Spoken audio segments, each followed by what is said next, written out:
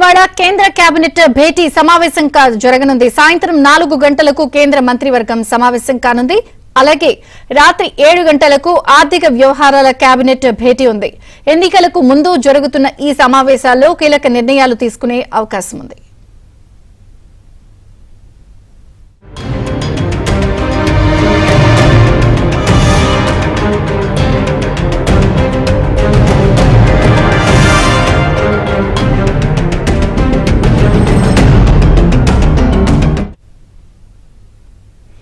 ఢిల్లీలో ఇవాళ కేంద్ర కేబినెట్ భేటీ సమావేశం జరగనుంది. సాయంత్రం 4 గంటలకు కేంద్ర మంత్రివర్గం సమావేశం కానుంది. రాత్రి 7 గంటలకు ఆర్థిక వ్యవహారాల కేబినెట్ భేటీ ఉంది.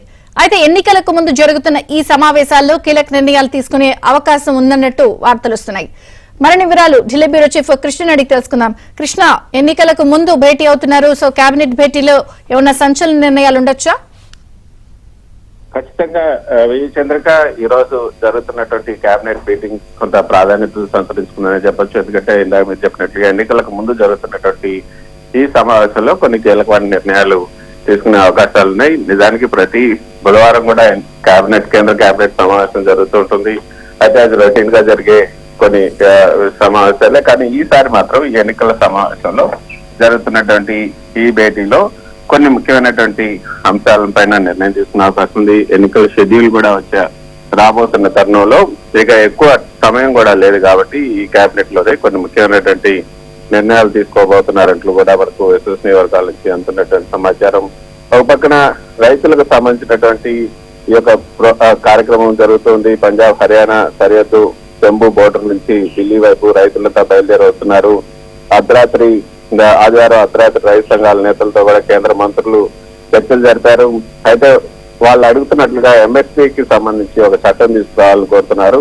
ఆ ఎంఎస్పీకి సంబంధించినటువంటి చట్టం ఏ విధంగా ఉండాలి, పత్తి, మొక్కజొన్న, పప్పు దినుసుల పంటలను మద్దతు ధరకు ప్రభుత్వం 5 ఏళ్ల పాటు కొనేలా ఒప్పందం చేసుకుంటామంటూ కేంద్ర ప్రభుత్వం ఈ యొక్క రైతులతో జరిపినటువంటి చర్చల్లో ప్రతిపాదించారు. సో అయితే ఈ ప్రతిపాదనలను రైతు సంఘాల నేతలంతా కూడా తిరస్కరించారు. కనీస మద్దతు ధరకు చట్టబద్ధత, స్వామినాథన్ కమిషన్ సిఫార్సుల అమలు, గత రైతు ఉద్యమంలో చనిపోయినటువంటి రైతులకు పరిహారం డిమాండ్లు, ఇవన్నీ కూడా రైతులు చేస్తున్నటువంటి డిమాండ్లు. సో ఈ డిమాండ్లకు సంబంధించి, రైతుల ఆందోళనకు సంబంధించి ఏవైనా ముఖ్యమైనటువంటి నిర్ణయాలను ఈ రోజు తీసుకునే అవకాశం ఉందన్నట్లుగా సమాచారం. సో ఎంఎస్పీకి సంబంధించి కానీ మిగతా రైతులు మద్దతు ధరకు సంబంధించి మిగతా రైతు సంఘాలు చేస్తున్న డిమాండ్లకి ఈ రోజు కేబినెట్ సమావేశంలో నిర్ణయం తీసుకోవడంతో పాటు కొన్ని ప్రజాకర్షక నిర్ణయాలు కూడా తీసుకునే అవకాశం ఉంటుంది. ఇటీవల ప్రవేశపెట్టినటువంటి ఓటాన్ అకౌంట్ బడ్జెట్ లో పెద్దగా నిర్ణయాలు తీసుకోకపోయినప్పటికీ కూడా ఈ కేబినెట్ లో కొన్ని పాలసీ డెసిషన్స్, విధానపరమైన నిర్ణయాలని తీసుకోబోతున్నట్లుగా తెలుస్తుంది. అది ఏవైనా కావచ్చు, సిలిండర్ రేట్లు తగ్గించడమా, లేకపోతే పెట్రోల్ రేట్లు తగ్గించడం, వీటన్నిటితో పాటు కొన్ని ప్రజాకర్షక నిర్ణయాలు కూడా ఉండబోతున్నాయి. 4 గంటలకి కేబినెట్ సమావేశం, ఆ తర్వాత 7 గంటలకి రాజకీయ వ్యవహారాల కమిటీ సమావేశంతో పాటు ఆర్థిక వ్యవహారాల కమిటీ సమావేశం కూడా జరగబోతుంది. సో ఇదైతే చాలా కీలకమైనటువంటి సమావేశంగానే ప్రభుత్వ వర్గాలు కూడా